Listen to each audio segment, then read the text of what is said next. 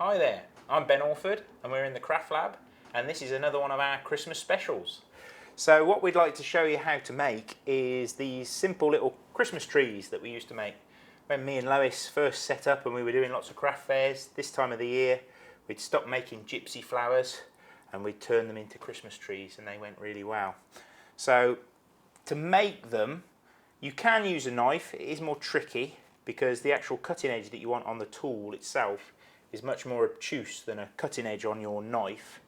So to make one, what you need to get yourself, and you can pick these up at car boot sales or antique stalls, and it's a simple wooden bodied spoke shave. And it's this type that have got just the tangs. They've got no screws on to tighten them up. They're just literally tangs that pop through the body. And you can pay anything from like 20p up to about £5. So ideally the cheaper the better, because the only bit you need is the actual blade itself. And all we've done is we've mounted it into what looks like a sort of catapult, and we've got the cutting edge away from us and we've got it angled ever so slightly downhill. So like I say, it doesn't have to be anything special, and to be honest, if it's too sharp it won't be very effective. It actually wants to be quite blunt because you're almost just peeling the wood rather than actually slicing it. So for the actual tree itself, the main trunk, we like to use hazel. The hazel works really well for the gypsy flowers and it also works really well for these Christmas trees as well. Now this was only cut down this morning, so it's a little bit fresh. It's still got quite a bit of moisture in it. It helps to get really curly branches on your trees as if it's been cut down for a couple of days beforehand. So ideally pick something that's about finger thickness, not much bigger than your sort of middle finger, something like that, and ideally as straight as possible and ideally as less knots as possible. It seems a bit ironic really that we're going to try and create branches and we're trying to avoid as many branches as possible, but the cleaner the timber the better. And the first thing we want to do is we want to put our snow-topped top to our tree. So to do that you can use your conventional knife and we want to just put a slight point to it. Don't make it too obtuse, make it quite a long point at a nice low angle. The more snow the better, I always think. And then make sure that you take off the really sharp point. You want that slightly rounded, like so.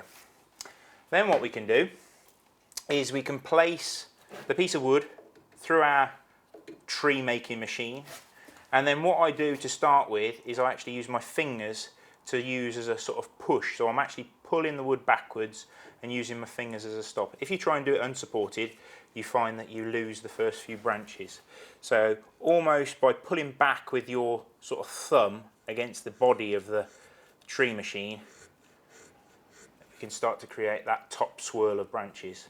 And we're going to be working in a spiral. So start quite close to the top and then try and make those branches quite short to start with. And as we progressively work down the trunk of the tree, we can start to make those branches slightly longer. You can tell this wood's fresh because I can actually see the moisture actually squeezing out as I start to make those branches. Now, if you do come up against a knot, that's the danger that you're actually going to snap that branch off. So again, if you come against a bit of difficult grain or a knot, go back to that grip where you actually push with your thumbs and it will just give you a little bit of extra support. So there was a little bit of a knot there.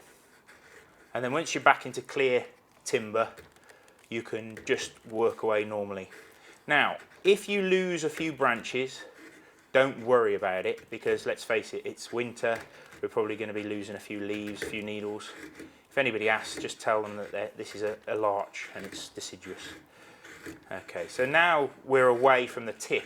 It's a little bit easier. We can make longer branches and we can start to work all the way round without too much fear that we're going to lose any major branches. There's a nasty knot there, so I'm going to have to go back to that grip. Like I say, if this was a little bit drier, we'd get much more pronounced sort of curly branches. But what we can do when we've finished is we can sort of tease those branches out. And if you put it somewhere warm, as it dries out, you'll find that they start to curl up a little bit.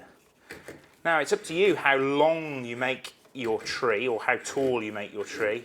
You can make them really stumpy, or if you've got a really nice piece of clean timber, you can keep going. The main thing is that you don't go too thin. If you go too much to a point, the actual tree will snap.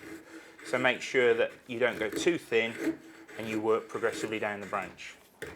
Now once you're happy that you've got to a height of tree that you like, what we can do is we can just work a bit more sort of concentrated so that you make a sort of bottom swirl of branches, like so.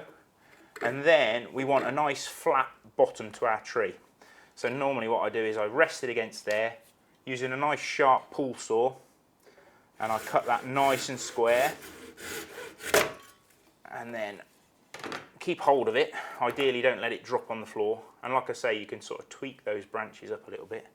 Now for the bases, we've got some little bits of round wood that's actually dry, and we've cut those on the bandsaw so they're nice and straight, and then we've got just a little tack put through from the bottom in the pith.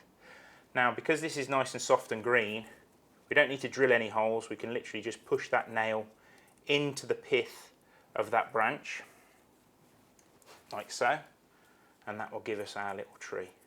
Like I say, simple little project, a nice little gift, nice little table decoration, and the beauty of this is that when they're sort of done for the Christmas period, they make fantastic kindling. This is really dry now, and that will just crumble up and that will light the fire really nicely.